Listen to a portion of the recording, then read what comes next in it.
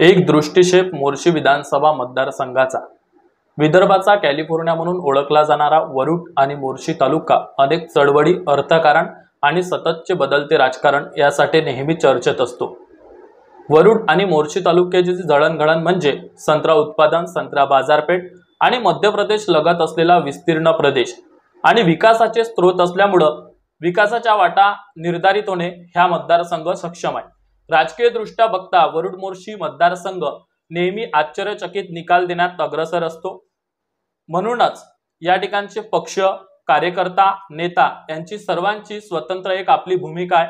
वरुड मोर्शी तालुक्यातील युवा नेतृत्व अनेक सामाजिक, सांस्कृतिक आणि राजकीय चळवळीमध्ये ज्यांचं सध्या नाव लौकिक आहे असे श्री विक्रम भाऊ ठाकरे आपल्या सोबत आहेत। खूप खूप स्वागत आपलं। धन्यवाद। अविस टॉकवर आपण त्यांच्याशी त्यांचा वरुड मोर्शी मतदारसंघाविषयी काय दृष्टिकोन आहे याबाबत दिलखुलास चर्चा करणार आहोत। ही चर्चा सुरू करण्याआधी आपण एक नजर टाकूया त्यांच्या आतापर्यंतच्या राजकीय, सामाजिक आणि सांस्कृतिक प्रवासावर। विक्रम नरेशचंद्रजी ठाकरे या नावातच विक्रम असून यांचा जनसंपर्क देखील तितकाच विक्रमी आहे।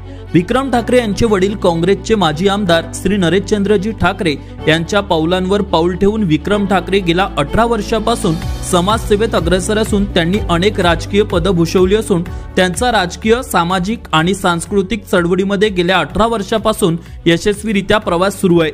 वरुड मोर्शी मतदारसंघात विक्रम ठाकरे यांची युवकांच्या मनातील युवा नेतृत्व, शेतकऱ्यांसाठी रस्त्यावर उतरणारा व सर्व धर्म समभाव ठेवणारा सामाजिक कार्यकर्ता आणि वरुड मोर्शी विधानसभा मतदारसंघातील युवा नेतृत्व म्हणून त्यांची ओळख आहे। विक्रम ठाकरे हे वयाच्या 22व्या वर्षी जिल्हा परिषद सदस्य म्हणून लोणी सर्कल मधून भरघोस मतांनी विजयी झाले होते। त्यानंतर ते आमनेर पंचायत समिती सर्कल मधून निवडून आले आणि ते वरुड पंचायत समितीमध्ये सभापती झाले। यशस्वीरित्या त्यांनी पंचायत समिती सभापती पदभार सांभाळला असून यासोबतच त्यांचे अनेक सामाजिक उपक्रमही सुरू होते। कोरोना काळात संपूर्ण जग जेव्हा घरात बंद असताना रक्ताचे नातेही मदतीला येत नव्हते, या काळात विक्रम ठाकरे आणि त्यांचा मित्रपरिवार मात्र देवदूत म्हणून मैदानात उतरले होते। कोरोना काळात किराणा किट वाटप, गावागावात सॅनिटायझर फवारणी, गावागावात मास्क वाटप, गरजूंना मदत, रक्तदान शिबिर, लंच बॉक्सला मदत आणि विशेष म्हणजे विक्रम ठाकरे मित्रपरिवाराने कोरोना काळात रुग्णांच्या मदतीसाठी ॲम्ब्युलन्स सेवा देखील वरुड मोर्शी तालुक्यात सुरू केली होती। यासोबतच कोविड योद्धांचा सत्कार आणि याच काळात ज्येष्ठ नागरिकांसाठी विक्रम ठाकरे यांनी आणि त्यांच्या मित्रपरिवाराने कोविड लसीकरण नोंदणी केंद्र देखील सुरू करून सेवा दिली होती। असे अनेक उपक्रम विक्रम ठाकरे मित्रपरिवाराने राबविले आहेत। आरोग्य शिबिर, रक्तदान शिबिर, नेत्र तपासणी व मोफत शस्त्रक्रिया शिबिर, गुणवंत विद्यार्थ्यांचा सत्कार असे विविध सामाजिक उपक्रम त्यांचे सुरूच असून शेतकऱ्यांसह सामान्य नागरिकांना न्याय मिळवून देण्यासाठी विक्रम ठाकरे रस्त्यावर देखील उतरले असून त्यांच्या नेतृत्वात त्यांच्या मित्रपरिवाराने रास्ता रोको आंदोलन, ठिय्या आंदोलन, उपोषण असे अनेक आंदोलन त्यांनी केले आहेत। यावेळी त्यांना पोलिसांनी अटकही केली आहे। आदिवासी समाजासाठी आदिवासी नृत्य स्पर्धा, गावागावात माझे संविधान माझा अभिमान अंतर्गत प्रत्येक बौद्ध विहारला संविधान प्रेम भेट, युवकांसाठी रोजगार मेळावा व व्यवसाय मार्गदर्शन कार्यशाळा, अंगणवाडी सेविकांसाठी मार्गदर्शन कार्यशाळा, युवकांसाठी मॅरेथॉन स्पर्धा आणि विविध क्रीडा स्पर्धाही आयोजित करीत असतात। विशेष म्हणजे रामनवमीमध्ये लाडू वाटप आणि शोभायात्रेच्या स्वागतासाठी ढोल ताशा पथक, डॉक्टर बाबासाहेब आंबेडकर जयंतीनिमित्त लाडू वाटप, ईद जुलूसमध्ये लाडू वाटप, अण्णाभाऊ साठे जयंती उत्सव, महामानव भगवान बिरसा मुंडा जयंती उत्सव, भोई समाजासाठी मार्गदर्शन कार्यशाळा व मेळावा असे सर्व धर्म समभाव ठेवून विक्रम ठाकरे आणि त्यांच्या मित्रपरिवाराने विविध उपक्रम राबविले आहेत। महिलांसाठी मातृशक्ती जागर असे विशेष कार्यक्रम, भजन मंडळासाठी भजन स्पर्धा असे अनेक सामाजिक उपक्रम विक्रम ठाकरे मित्रपरिवार गेल्या अनेक वर्षापासून राबवित असून सध्या विक्रम ठाकरे आणि त्यांच्या मित्रपरिवाराचा हा प्रवास सुरूच आहे। विशेष म्हणजे माजी आमदार नरेशचंद्रजी ठाकरे यांचा सहकार क्षेत्रात दांडगा अनुभव असून तोच अनुभव विक्रम ठाकरे यांच्यात देखील दिसून येतो। विक्रम ठाकरे यांनी त्यांचे वडील नरेशचंद्रजी ठाकरे यांच्या मार्गदर्शनात कृषी उत्पन्न बाजार समिती आणि खरेदी विक्रीच्या निवडणुकीत एक हाती सत्ता मिळवली आहे। तर लोकसभेच्या निवडणुकीत अमर काळे यांचा प्रचार करण्यासाठी विक्रम ठाकरे यांनी संपूर्ण मतदारसंघ पिंजून काढला होता आणि भाजपची असणारी मोठी लीड कमी करण्यात विक्रम ठाकरेंचा देखील मोठा वाटा होता। असाच मागील 18 वर्षांपासून विक्रम नरेशचंद्रजी ठाकरे यांचा सामाजिक, सांस्कृतिक आणि राजकीय प्रवास यशस्वीरित्या सुरू असून त्यांच्यातील सर्व धर्म समभाव आणि शेतकरी, उद्योजक आणि युवक व महिलांच्या विकासासाठी असलेला त्यांचा एक वेगळा दृष्टिकोन, त्यांची राजकीय, सामाजिक आणि सांस्कृतिक चळवळीमध्ये काम करण्याची शैली आणि त्यांचा स्पष्ट आणि रोखठोक स्वभाव बघता वरुड मोर्शी विधानसभा मतदारसंघाचा विकास करण्यासाठी विक्रम ठाकरे हे विधानसभा सभागृहात जावे असा आवाज वरुड मोर्शी विधानसभा मतदारसंघातील जनतेकडून सध्या येत आहे. येणाऱ्या मोर्शी विधानसभा निवडणुकीच्या रिंगणात विक्रम ठाकरे उतरणार आहेत. आज वरुड पंचायत समितीचे माजी सभापती विक्रम नरेशचंद्रजी ठाकरे यांचा वाढदिवस असून त्यांच्या वाढदिवसानिमित्त ही त्यांची विशेष मुलाखत आम्ही तुमच्या समोर घेऊन आलो आहोत. विक्रम नरेशचंद्रजी ठाकरे यांना मोर्शी विधानसभा मतदारसंघातील सर्व नागरिकांकडून वाढदिवसाच्या कोटी कोटी शुभेच्छा. Avinash Bansod, Amravati today news, Warud. भाऊ, माझा पहिला तुम्हाला प्रश्न असा आहे, राजकारण आणि सामाजिक कार्यात येण्याची कुठून तुम्हाला प्रेरणा मिळाली आणि तुम्ही केव्हापासून सुरुवात केली आणि तुम्ही एकदम युवा असताना राजकारणात आले, तुमचा तेव्हा शैक्षणिक प्रवास कसा होता? आपल्याला माहीतच आहे की घरामध्येच राजकारण होतं. वडील सन्माननीय श्री नरेशचंद्रजी ठाकरे हे या विभागाचे आमदार सुद्धा राहून चुकलेले आहे आणि बऱ्याच वर्षापासून ते सुद्धा या भागाच्या राजकारणात सक्रिय राजकीय भूमिका त्या ठिकाणी निभावत होते. आणि त्यामध्ये जेव्हा मी शालेय जीवन जेव्हा माझं त्या ठिकाणी जगत होतो तेव्हा घरी येणारी मंडळी, मग त्यांचे काही प्रश्न असेल ते मग वडिलांच्या माध्यमातून सोडवल्या जात होते. त्या माध्यमातून मग माझी सुद्धा या तालुक्यातील लोकांसोबत ओळख परिचय होऊ लागला आणि त्या माध्यमातून मग मला असं जाणवलं की आपण सुद्धा या वरुड मोर्शी तालुक्यासाठी एक नागरिक म्हणून, ज्याप्रमाणे आपले वडील हे समाजकारणाची कास धरून जे काही लोकांचे जे काही प्रश्न असतील ते सोडवण्यासाठी धडपड करत असतात, त्याचप्रमाणे आपण सुद्धा काही या समाजात आलो असताना या समाजासाठी काहीतरी आपलं देणं लागते आणि म्हणून आपण या समाजकारणाच्या माध्यमातून राजकारणामध्ये मला इंटरेस्ट त्या ठिकाणी येऊ लागला. बरं, पंचायत समिती सभापती, जिल्हा परिषद सदस्य असे अनेक राजकीय तुम्ही पद भूषवली आहेत. ह्या पद भूषवत असताना काय तुमचा अनुभव आहे आतापर्यंतचा? तुम्हाला सांगू इच्छितो की माझी जे राजकीय सुरुवात त्या ठिकाणी झाली, मी 2007 मध्ये मांगरुळी गणामधून त्या ठिकाणी पंचायत समितीची निवडणूक लढलो होतो आणि त्या भागातील सगळ्या वडीलधारी मंडळी आणि आमच्या युवक मित्रांच्या, आमच्या माता भगिनीच्या सहकार्यानं मी त्या ठिकाणी निवडून सुद्धा आलेलो होतो. आणि 2007ला माझं वय 22 वर्ष होतं. काही म्हटलं तरी आपण जो त्या पद्धतीचा समज त्या ठिकाणी असायला पाहिजे. म्हणजे माझे सगळे मित्रमंडळी आणि राजकारणात मी त्या ठिकाणी नवीन होतो. माझ्याजवळ पल्सर गाडी होती, आमच्या मित्रमंडळीच्या मोटरसायकल राहत होत्या आणि मोटरसायकलनी मग आम्ही गावागावात जाऊन त्या ठिकाणी प्रचार करत होतो. सगळ्या वडीलधारी मंडळींना त्यांचा आशीर्वाद घेऊन आम्ही त्या ठिकाणी प्रचार चालू केला आणि मग 2007 पासून माझा राजकीय प्रवास त्या ठिकाणी चालू झाला. 7 ते 12 मी पंचायत समिती सदस्य राहिलो. पुन्हा मग लोणी सर्कलच्या लोकांनी मला 12 ते 17 मध्ये आशीर्वाद दिला.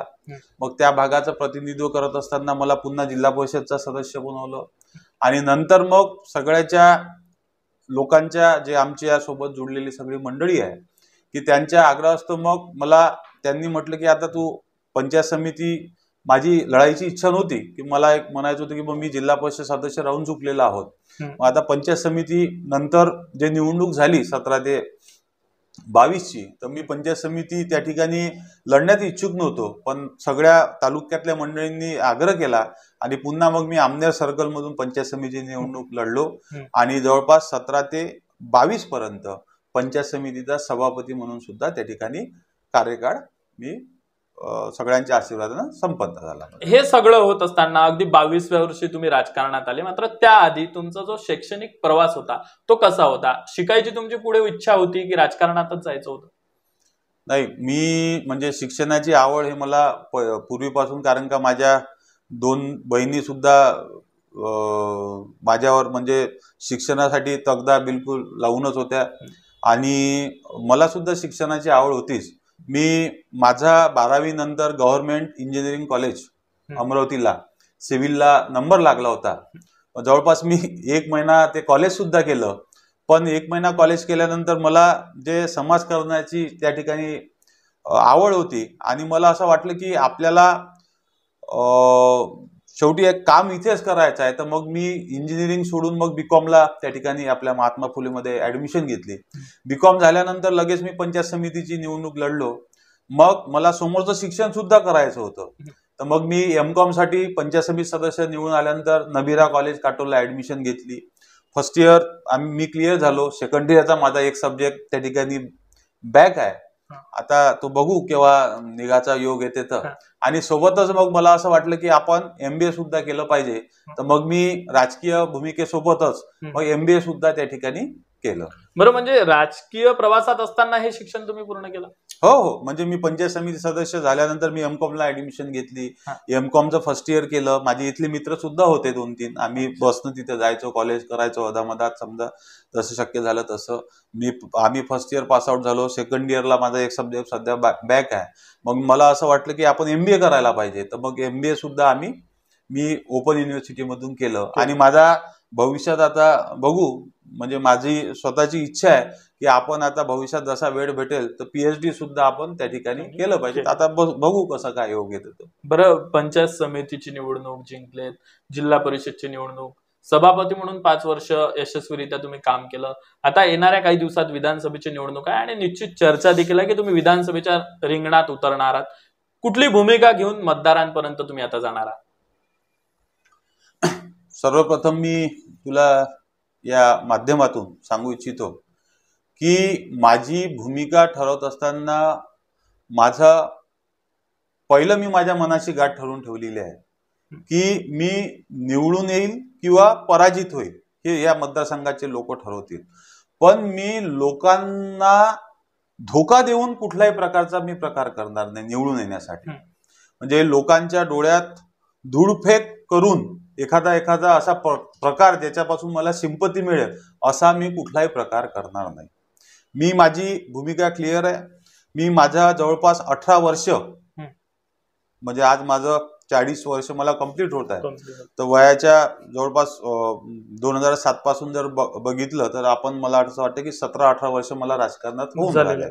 तर या 17-18 वर्षात जे काही मला राजकीय अनुभव आले असेल आणि राजकीय अनुभव आल्यानंतर जे काही मतदारसंघात मी सगळ्या वडीलधारी मंडळींच्या आशीर्वादाने जे काही काम करून राहिलो असेल, राजकारणात असो, समाजकारणात असो, तर हे सगळं काम घेऊन मी लोकांसमोर जाईल, लोकांचा आशीर्वाद घेईल. आणि आशीर्वाद घेत असताना लोकांना जे वाटेल की बा हा जर योग्य उमेदवार असतील तर लोक, मला खात्री आहे की निश्चितच मला त्या ठिकाणी आशीर्वाद देईल. पण हे सगळं असताना मी पुन्हा एक वेळा तुला स्पष्ट करतो की सिंपती मिळण्याकरता किंवा लोकांना गुमराह करण्याकरता जो काही प्रकार 2019 मध्ये घडला असा प्रकार मी कुठलाही करणार नाही. आणि अशा पद्धतीचं राजकारण सुद्धा माझ्या डोक्याला पटत. निश्चितच वरुड मोर्शी विधानसभा निवडणूक अगदी तोंडावर आली आणि ऐन वेळेवर तुमची काही राजकीय भूमिका बदलू शकते? मला असं आठवते की माझे वडील हे काँग्रेसचे आमदार राहिलेले आहेत आणि तेव्हापासून आम्ही काँग्रेस संस्कृतीशी जुळलेले लोक आहोत. आता मध्यंतरी वडिलाला तिकीट नाही मिळाली तर ते अपक्ष राहिले, पण त्यांची जी विचारसरणी होती ते विचारसरणी त्यांनी पटवली नाही आणि माझी सुद्धा तेच भूमिका राहील. मी आता माझी विचारसरणी जी आहे ते विचारसरणी काँग्रेस, राष्ट्रवादी यांना, फुले, शाहू, आंबेडकर या विचारसरणीची माझी विचारसरणी आहे. आणि सगळ्या समाजातले, सगळे जाती धर्मातले लोक जात करण्यापेक्षा सर्वप्रथम मला असं वाटते की मानवजात हे एक नंबर आहे. माणसाने माणसासोबत माणसासारखं राहावं हे राष्ट्रसंतांचे जे विचार आहे त्या राष्ट्रसंतांच्या विचारावर चालणारा एक मी त्यांचा पाईक आहे.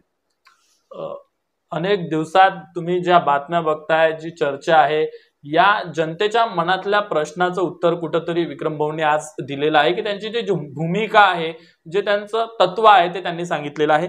विधानसभा 2024 निवडणुकीचे आपण उमेदवार राहणार हे निश्चित झालं, मात्र मतदारसंघाच्या विकासाचा दृष्टिकोन कसा राहणार आहे तुमचा?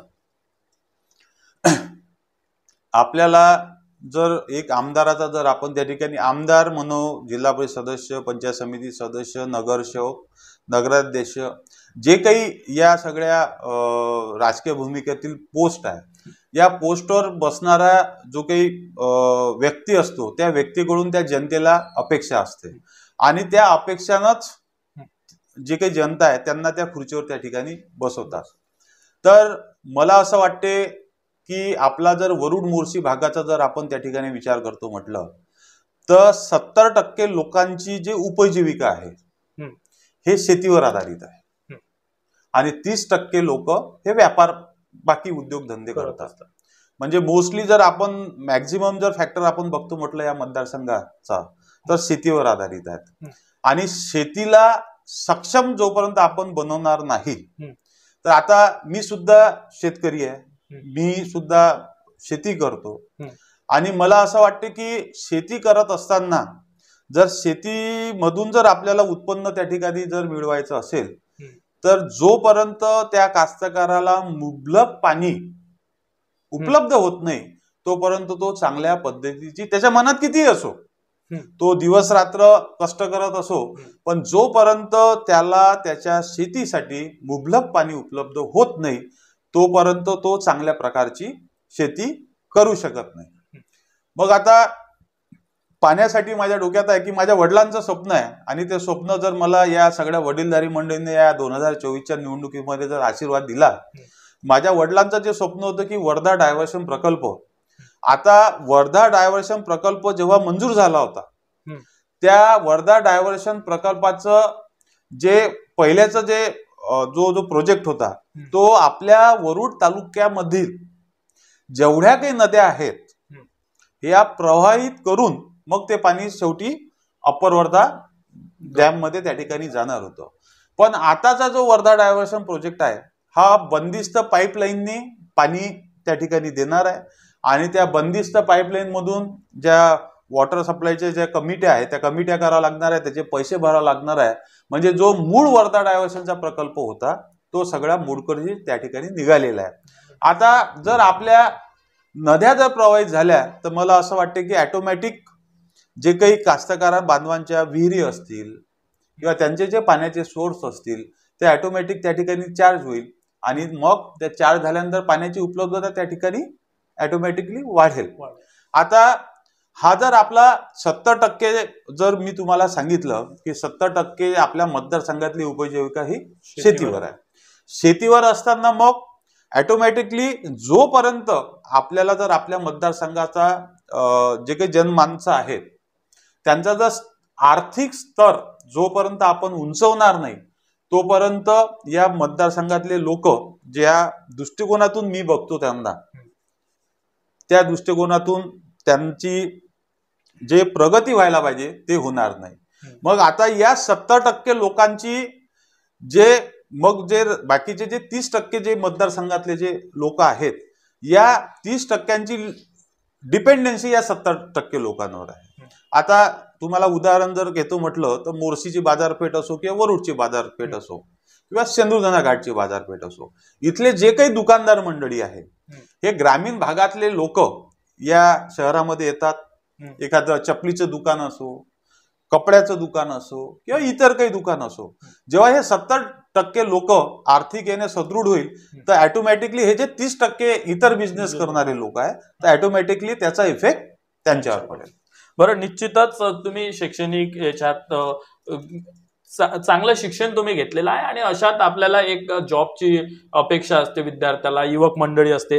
मोर्शी वरुड तालुक्यात उद्योग आणि रोजगार निर्मितीकरिता कोणते प्रकल्प आपल्या दृष्टिकोनातून व्हायला पाहिजे असं तुम्हाला वाटते? आज जर आपल्या मतदारसंघाचा पूर्ण मोर्शी मतदारसंघाचा जर विचार करतो म्हटलं तर 30% यंग जनरेशन हे आपल्या भागातून इतर भागात त्या ठिकाणी नोकरीसाठी जातात. मुंबई असो, पुणे असो किंवा इतर काही असो, कारण त्यांना जे रोजगार आपल्या वरुड मोर्शी भागामध्ये असायला पाहिजे ते रोजगार त्या ठिकाणी उपलब्ध न झाल्यामुळे आणि कुठलाही युवक जेव्हा त्याच्यावर आपल्या परिवाराची जबाबदारी येते तर त्याला मग ते आपलं घरदार सोडून आपल्या परिवाराची जबाबदारी सांभाळण्यासाठी मग कुठेतरी जावं लागते. तर माझ्या डोक्यात 2-3 चांगले चांगले कन्सेप्ट आहेत. फॉर एक्झाम्पल मी तुम्हाला सांगतो की या ठिकाणी आपल्या इथे MIDC आहे. या MIDC मध्ये बऱ्याच वर्षापासून कुठलाही प्रोजेक्ट त्या ठिकाणी आलेला नाहीये. आणि हे असताना आपण सातपुड्याच्या पायथ्याशी या ठिकाणी राहून राहिलो. आता एक अप्पर वर्धा डॅम आपल्या मोर्शी मतदारसंघामध्ये मोर्शीमध्ये आहेत. तर एवढे सुंदर सुंदर प्रोजेक्ट आहे. आता सन्माननीय मुख्यमंत्री साहेबांनी भोंडेकर साहेब मला वाटते भंडाऱ्यांचे आमदार आहे, अपक्ष आमदार आहे, त्यांनी त्या ठिकाणी उद्घाटन केलं. त्यांनी 100 कोटीचा प्रोजेक्ट त्या ठिकाणी आणला.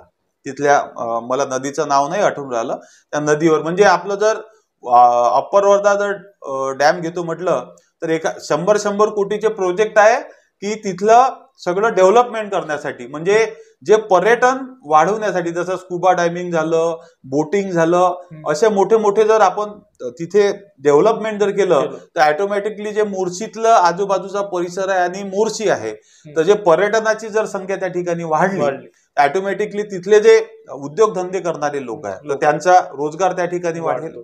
जे आपले युवक मित्र आहे ते कुठे त्या माध्यमातून दुकानं त्या ठिकाणी लावू शकेल. आणि बऱ्याचशा कंपनी अशा आहेत की त्या येण्यास आपल्या इथे इच्छुक असतात, पण त्यांना मग त्या प्रमाणात राजकीय जे पाठबळ पाहिजे. म्हणजे वरुड आणि मोर्शी तालुक्याचा जर विचार करतो म्हटलं तर फार काही मोठ्या कंपन्या इथे येणार नाही, पण त्यातल्या त्या छोट्या छोट्या जे काही आणता येईल आपल्याला. आता आपला बेल्ट हा संत्रा प्रक्रिया प्रकल्प म्हणून सगळ्या सर्वदूर त्या ठिकाणी परिचित आहे. तर संत्र्यावरही बरेचसे उद्योग आपल्याला त्या ठिकाणी आणता येईल.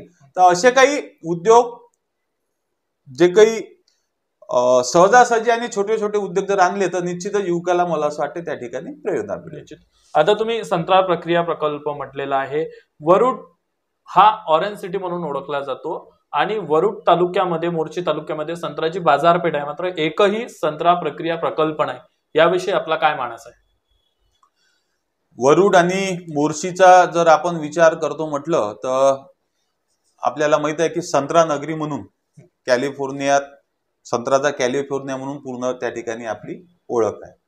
आणि मी शेतीतल्या शेतीत जर विचार करतो म्हटलं तर 70% उपजीविका शेतीवर आहे. आणि मला असं वाटतं की या 70% 40 ते 50% लोक हे संत्र्याची लागवड करून त्या ठिकाणी राहिलेले आहे.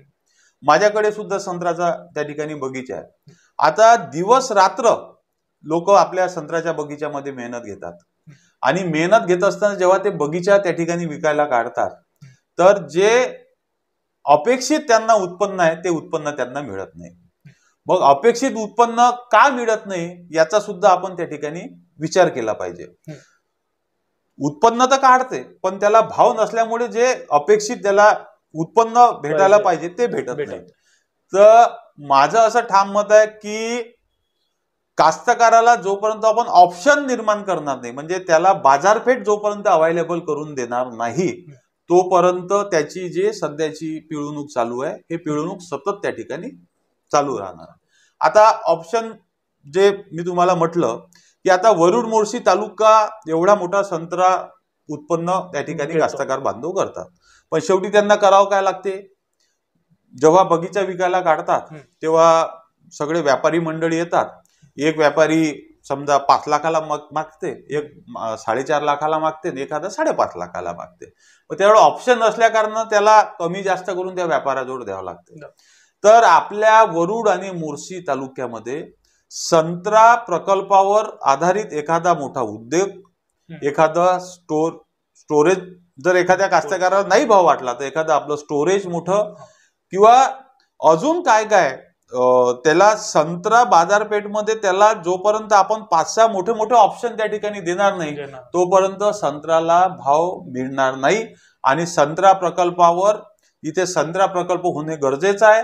एक नाही तर निदान या वरुड मोर्शी भागातून किमान 2 संत्रा प्रकल्प जर झाले आणि स्टोरेज संत्र्याचा जर या ठिकाणी आपण करू शकलो तर निश्चितच मला असं वाटतं की संत्र्याला सुगीचे दिवस आल्याशिवाय राहणार.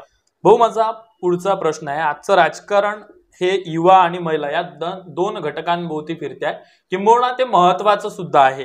त्याच्याविषयी आपला दृष्टिकोन काय आहे?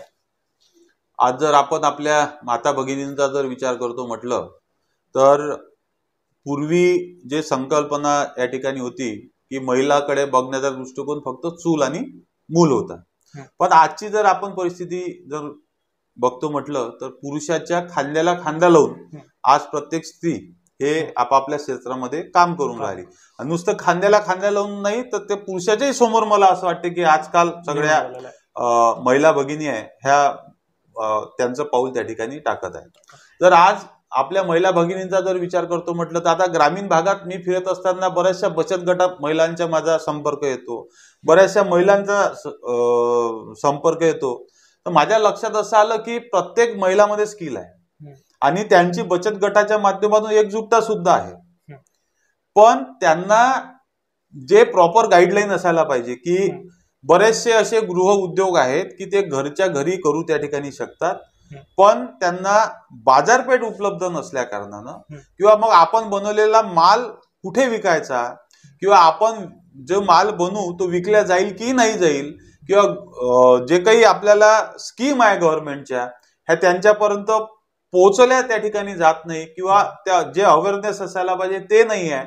तर या सगळ्या गोष्टीचा जर विचार करतो म्हटलं तर त्या बचत गटांच्या सगळ्या महिलांना एकत्रित करून त्यांना आपापल्या गावामध्येच कुठले कुठले प्रोडक्ट त्या ठिकाणी बनवून त्यांना बाजारपेठ आपण उपलब्ध जर करून दिली तर सगळ्या महिला ह्या पुरुष त्या ठिकाणी त्या माध्यमातून चांगला आर्थिक सोर्स त्या ठिकाणी चालू करेल.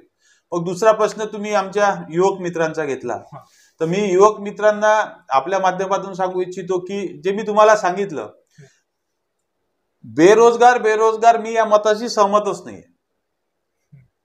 जर एखाद्या माझ्या युवक मित्रांना मनाशी जर ठाणलं की मला आज माझं शिक्षण पूर्ण झाल्यानंतर त्याला जॉब करायचा असेल तर तो करू शकतो, की मला एखादा जर उद्योग त्या ठिकाणी चालू करायचा आहे, त्याने जर मनाशी जिद्द त्या ठिकाणी बाळगली की मला हे करायचं आहे आणि त्याने जर आपले 100% त्याच्यात जर दिले तर तो त्या ठिकाणी यशस्वी होऊ शकतो. आणि मी सांगतो की वरुड मोर्शी भागातले जे काही आमचे युवक मित्र असतील त्यांच्यासाठी बरेचसे उद्योग क्षेत्रात नवीन उद्योग सुद्धा त्या ठिकाणी मी MIDCचं उदाहरण दिलं की एवढी मोठी MIDC आपली तशीच पडून आहे. छोटे मोठे नाही जिल्ह्याच्या हिशोबाने पण वरुड मोर्शी तालुक्याच्या हिशोबाने छोटे मोठे उद्योग आपण त्या ठिकाणी आणले तर त्यांच्या युवकांना सुद्धा त्या ठिकाणी हातभार लागू शकतो. बरं, सामाजिक कार्यात तुम्ही नेहमी अग्रेसर असतात, अनेक उपक्रमही देखील तुम्ही राबवलेले आहेत, पुढे तुमची कशी वाटचाल असणार आहे? नाही, आता कसं असते की माणूस जेव्हा म्हणजे माझं स्वतःच जे आहे, मी राजकारण असताना मी पहिलेच ठरवलं होतं की आपल्याला 70% समाजकारण आणि 30% राजकारण करायचं आहे. आणि पंचायत समिती सदस्य जेव्हापासून मी झालो, जर तुम्ही बघितलं तर माझे जास्तीत जास्त सामाजिक बांधिलकीला धरूनच मी कार्यक्रम त्या ठिकाणी घेतो. कुठल्याही समाजाचा व्यक्ती जर आला तर त्याला मदत करणे, कुठलं सामाजिक कार्यक्रम घेणे जेणेकरून समाजाला त्या ठिकाणी चांगला संदेश आपल्या माध्यमातून त्या ठिकाणी जाऊ शकेल. आणि मी तुम्हाला याच्यात आवर्जून सांगू इच्छितो की हे जे काही मी कार्यक्रम घेत असतो हे माझा जो सगळा मित्र, मी एकटा, माझं ठाम मत आहे की या सगळ्या क्षेत्रामध्ये एकटा माणूस काहीच करू शकत नाही जोपर्यंत त्याची टीम हे त्याच्यासोबत त्या ठिकाणी राहत नाही. आणि माझ्यासोबत जो माझा मित्र परिवार आहे, वरुड तालुक्यातला असो किंवा मोर्शी तालुक्यातला असो, हे आम्ही खांद्याला खांदा लावून कुठलंही जर असं सामाजिक राजकीय कार्यक्रम जर घ्यायचा असलं तर आम्ही खांद्याला खांदा लावून काम करतो आणि त्यांच्यामुळेच या सगळ्या गोष्टी शक्य होतात. आता आपल्याला माहित आहे की मधात कोरोनाच्या काळामध्ये फार मोठी आपत्ती आपल्या वरुड मोर्शी तालुक्यामध्ये आली होती. तर त्यामध्ये आम्ही सगळ्या मित्र परिवाराने स्वतःला आम्ही असं ठरवलं होतं की आता समाजाला आपली गरज आहे आणि गरज असताना आपण समाजासाठी काहीतरी समाजाला उपयोग असणारे काही उपक्रम आपण राबवले पाहिजे. तर रक्तदान शिबिर असो, ॲम्ब्युलन्सची व्यवस्था असो, ज्यांना जेवणाची व्यवस्था असो, अन्न किटची व्यवस्था असो, या सगळ्या कार्यक्रम आम्ही त्या माध्यमातून राबवले. बरोबर, तुम्ही राजकीय क्षेत्रात आहे, शैक्षणिक क्षेत्रातही तुमचा अनुभव आहे आणि तुम्ही एक शेतकरी म्हणून खरी तर तुमची ओळख आहे. संत्रा आणि कापूस या पिकाला योग्य भाव मिळत नाही, याबद्दल आपली भूमिका काय? नाही, आता पहिले तर मी माझी भूमिका सांगतो की मी शेतकरी पुत्र नाही आहे. म्हणजे शेतकऱ्याचा पुत्र आहे, पण नुसतं शेतकरी पुत्र नसून मी स्वतः शेतकरी आहे. म्हणजे माझे वडील पहिले शेती करत होते. हा. मग माझ्या वडिलांनी मला सांगितलं हा. जेव्हा मी 23व्या वर्षी होतो हा. की आता हे शेती तुला सांभाळायची आहे. मग वयाच्या 23व्या वर्षीपासून मग मी शेती त्या ठिकाणी सांभाळायला लागलो. आणि शेतीमध्ये काय काय प्रॉब्लेम येऊ शकतात, मी स्वतः शेतकरी असल्याकारणान मला चांगल्या पद्धतीने त्या ठिकाणी मी संत्र्यासाठी तुम्हाला सांगितलं की संत्र्याचा जो उत्पादन निघून राहिलं, पण त्या उत्पादन निघत असताना ज्या उत्पादनाला भाव मिळाला पाहिजे आणि त्याला कारण काय न भाव मिळाला त्याचं मी स्पष्टीकरण आपल्याला दिलं. राहिलं कापसाचा प्रश्न, तर कापसावरही सुद्धा जे काही प्रकल्प आपल्याला या ठिकाणी मी माझं स्पष्ट मत आहे, कुठलाही व्यवसाय असो त्याला समोरच्या व्यक्तीला जोपर्यंत तुम्ही 10 ऑप्शन निर्माण करून देणार नाही तोपर्यंत त्याला सुगीचे दिवस येणार नाही. कास्तकाराला कापूस जर विकायचा असला तर इथं त्याला 7-8 ऑप्शन असायला पाहिजे की मी इथे नाही तर तिथे विकेल, तिथे नाही तर तिथे विकेल, तरच त्याला भाव त्या ठिकाणी मिळेल. संत्र्याचंही तसं, त्याला एवढे 7-8 ऑप्शन आपल्या वरुड मोर्शी तालुक्यामध्ये झाले पाहिजे की त्याला जिथं वाटेल तिथं तो विकू शकला पाहिजे, म्हणजे त्याला जो भाव मिळाला पाहिजे ते त्याच्या मनासारखा भाव त्या ठिकाणी मिळू शकते. बरं, मध्यंतरी माननीय हर्षवर्धनजी देशमुख यांचं नाव घेऊन किंवा यांच्या बाजूनं ठाकरे कुटुंबावर जो आरोप म्हणजे हे केला होता, शाब्दिक वार केलेला होता की त्यांच्याबद्दल जर कोणी बोललं तर त्यांचे तलवारनं हात छाटून टाकणार, असा जे वक्तव्य होतं विद्यमान आमदारांनी केलेलं होतं. आणि आता कुठंतरी त्या विद्यमान आमदारांनीच माननीय हर्षवर्धन देशमुख यांना कुठंतरी बाजूला ठेवून म्हणावं किंवा त्यांच्यापासून ते दूर गेलेले असं दिसतंय. यावर आपल्याला काय म्हणायचं आहे? नाही, मला तुमच्या माध्यमातून एक पहिली गोष्ट क्लिअर करायची आहे. मी ज्या दिवशी हा वाक्यप्रचार झाला होता त्या दिवशी मी स्वतः माझ्या फेसबुकवरून एक व्हिडिओ बनवला होता, वाटला असेल तर तुम्ही बघू शकता. मी त्या व्हिडिओमध्ये सुद्धा सांगितलं होतं की सन्मान्य हर्षवर्धन काका हे कालही माझ्यासाठी पितृतुल्य आहे, आजही माझ्यासाठी पितृतुल्य आहे आणि उद्याही माझ्यासाठी पितृतुल्य राहतील. आणि नुसतं तेच नाही तर या मतदारसंघातला माझ्यापेक्षा जो कोणी वयस्कर व्यक्ती असेल ते माझ्यासाठी पितृतुल्यच आहे आणि आदरणीयच आहे. आणि मग राहिला हात छाटण्याचा वगैरे जो प्रकार आहे, तर ज्या व्यक्तीची सुरुवातच क्रिमिनल माइंडनं या मतदारसंघात त्यांनी केली तर त्याच्याकडून याच्यापेक्षा दुसरी अपेक्षा आपण करू शकत नाही. बरं, वरुड जिल्हा व्हावा यासाठी तुम्ही अनेक उपक्रम राबवले आहे, किंबहुना तुम्ही स्वतः जनतेपर्यंत पोहोचले. ही वरुड जिल्हा व्हावा ही संकल्पना कशी सुचली आणि त्याची जी सुरुवात होती ती कशी केली? तुम्ही आजचा जर वरुडचा जर विचार करतो म्हटलं तर मला असं वाटते अमरावती नंतर एक अचलपूर आणि वरुड हे दोनच मोठ्या सिटी आपल्या जिल्ह्यामध्ये आहेत. आणि आज वरुडचा विचार करतो म्हटलं तर वरुडचे दवाखाने, आपलं इथले दुकानं वगैरे कुठल्याच क्षेत्रात आपलं वरुड या ठिकाणी कमी नाहीये. जर पांढुर्णा जिल्हा होऊ शकते, पांढुर्ण्याच्या तुलनेत तर आपलं वरुड त्या ठिकाणी फार मोठं आहे. आणि प्रस्तावित जवळपास अजून काही जिल्हे बनवण्यासाठी मला वाटते 26 जिल्हे की 33 असं मला आता एकदम एक्झॅक्ट आकडा सांगता येणार नाही, तर असे प्रस्तावित त्या ठिकाणी आहे. तर मला असं वाटलं आणि आमच्या मित्रमंडळी असं वाटलं की आपण सुद्धा काहीतरी प्रयत्न आपण त्यासाठी ठिकाणी केला पाहिजे. तर आम्ही जवळपास 1 महिना हे कॅम्पेनिंग स्वाक्षरी अभियानाचं चालवलं. जवळपास वरुड तालुक्यातल्या 40,000 स्वाक्षऱ्या त्या ठिकाणी घेतल्या, काही आमच्या मित्र परिवारांनी घेतल्या आणि काही आम्ही फिरून घेतल्या. आणि त्याचं निवेदन सन्मान्य मुख्यमंत्री महोदयांना आणि कलेक्टरांना हे आम्ही त्या ठिकाणी दिलं. बरं, निश्चितच तुम्ही राजकीय क्षेत्रात वावरत असताना आता चर्चा देखील आहे की तुमच्याकडे विद्यमान येणाऱ्या विधानसभेचे उमेदवार म्हणून पाहिला जातं आणि तुमचा वारंवार या मतदारसंघात प्रवास सुरू असतो. अशात पंढरी 35 गाव पाणी पुरवठा योजना, त्याच्यामध्ये विद्यमान आमदारांनी जे कमिशन घेतल्याचा आरोप देखील तुम्ही मध्यंतरी केलेला होता, शेतकऱ्यांवर झालेला लाठीचार्ज, या सर्व गोष्टींकडे, घडामोडींकडे तुम्ही कसं पाहता? जे 35 गाव पाणी पुरवठा योजना आहे ते अत्यंत केंद्र सरकारची योजना होती. करोडो रुपये त्याच्यावर खर्च होऊन गेलेले होते. पण विद्यमान आमदारांनी त्या ठिकाणी पत्र दिलं की ही योजना फिजिबल नाहीये. मग करोडो रुपये, एक तर ते अधिकारी सस्पेंड व्हायला पाहिजे ज्यांनी करोडो रुपये त्या ठिकाणी खर्च केले, जर विद्यमान आमदारांना जर वाटत असेल की हे चुकीची योजना आहे. आणि मग विद्यमान आमदारांनी जेव्हा मग योजना मंजूर झाली तेव्हा फ्लॅक्स लावायला नव्हतं पाहिजे की माझ्यामुळे ही योजना मंजूर झाली. तर त्यांनी कमिशन घेतलं, काय घेतलं त्याच्यावर मला त्या ठिकाणी आज भाष्य करायचंच नाहीये. ते त्यांचं ते बघून घेतील. पण ज्या काही योजना आहे त्या कुठल्या स्वतःच्या आर्थिक लाभासाठी हा थांबला नाही पाहिजे, हाच माझा सततचा पाठपुरा राहतील. जनतेला गृहीत धरून स्वतःच्या राजकीय भूमिका बदलल्या जात आहेत, तुमचं मत काय?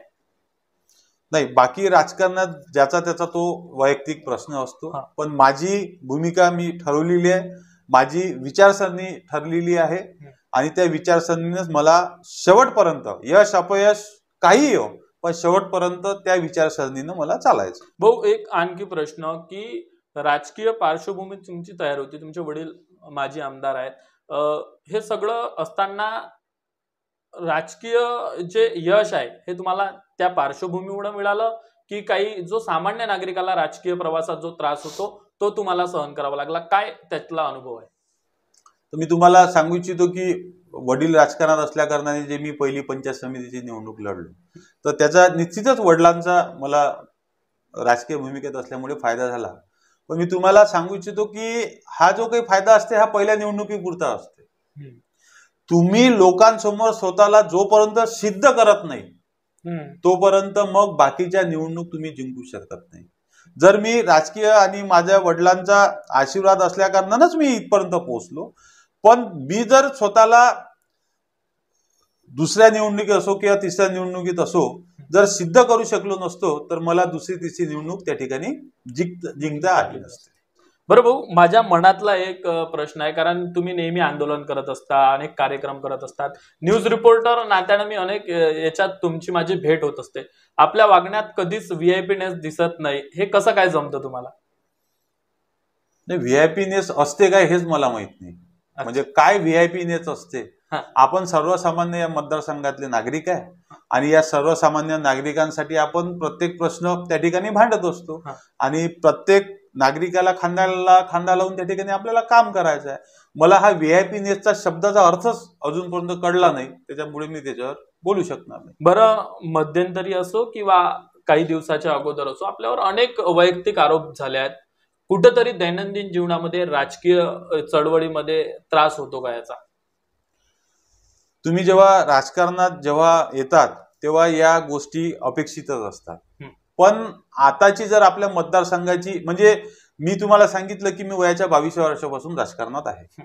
मी सन्माननीय हर्षवर्धन काकांचं सुद्धा राजकारण बघितलं, सन्माननीय बोंडे साहेबांचं सुद्धा राजकारण बघितलं आणि माझ्या वडिलांचं सुद्धा राजकारण त्या ठिकाणी म्हटलं. म्हणजे या तिघा जणांचं राजकारण मी पूर्वीचा नाही सांगू शकणार, पण मी जेव्हापासून सक्रिय आहे तेव्हापासून या तिघाचं राजकारण मी बघत आहे. तर या तिघाच्या राजकारणामध्ये यांनी राजकीय आरोप प्रत्यारोप जरूर केले आहे, पण हे जे खालची पातळी ओलांडून किंवा वैयक्तिकरित्या त्या ठिकाणी वार करून अशा प्रकारचं राजकारण याच्यापूर्वी मला तरी यासाठी आपल्या मतदारसंघामध्ये नव्हतं. पण आता 2019 मध्ये या क्रिमिनल वृत्तींच्या आमदार महोदयांनी जे क्रिमिनल वृत्तीचं कृत्य त्यांनी त्या ठिकाणी केलं आणि एकदम खालची पातळी यांनी या राजकारणात केली आहे. आता माझ्यावर आरोप त्यांनी त्या ठिकाणी केले, तर मी आपल्या माध्यमातून मी वरुड मोर्शी तालुक्याला चांगला झाला हा प्रश्न तुम्ही सर्वप्रथम मी तुमचा आभार आणि धन्यवाद मानतो की हा प्रश्न तुम्ही मला या ठिकाणी विचारला. तर या माध्यमातून आपलं सांगतो की ही सुरुवात आहे माझ्या बाबतीतली. माझ्या बाबतीत म्हणजे आता मी तुम्हाला तुमच्या माध्यमातून सांगतो की यांना पोलीस स्टेशन मध्ये टाका, यांच्यावर FIR दाखल करा काही नसताना, हे सुद्धा कृत्य या विद्यमान लोकप्रतिनिधींना या ठिकाणी केलेलं आहे. म्हणजे माझ्या वडिलाला मला पोलीस स्टेशन मध्ये टाका, त्याच्यासाठी प्रेशराईज पोलीस स्टेशन मध्ये केलं, मुंबईच्या अधिकाऱ्यावर प्रेशराईज केलं, काही चूक नसताना आणि काही केलं नसताना. आणि मी आपल्या माध्यमातून सांगतो की त्यांच्या पायाखालची वाळू सरकलेली आहे.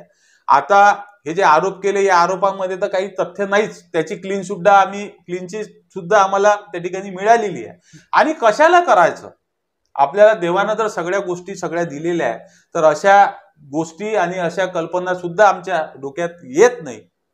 आणि याच्यानंतर सुद्धा माझ्यावर या 2-4 महिन्यात बरेचसे आरोप प्रत्यारोप केले जातील, पण मी सक्षम आहे त्यांना उत्तर देण्यासाठी. मी प्रत्येक गोष्टीला सगळ्या या वरुड मोर्शी तालुक्यातल्या लोकांच्या आशीर्वादाने मी सक्षम आहे आणि मी सक्षमपणे त्यांना उत्तर देईल. आणि तुम्ही असे किती कृत्य केले तरी त्या कृत्याला मी काही घाबरणार नाही आणि मी 2024च्या निवडणुकीमध्ये जनतेसमोर आशीर्वाद मागण्यासाठी जाणार आहे.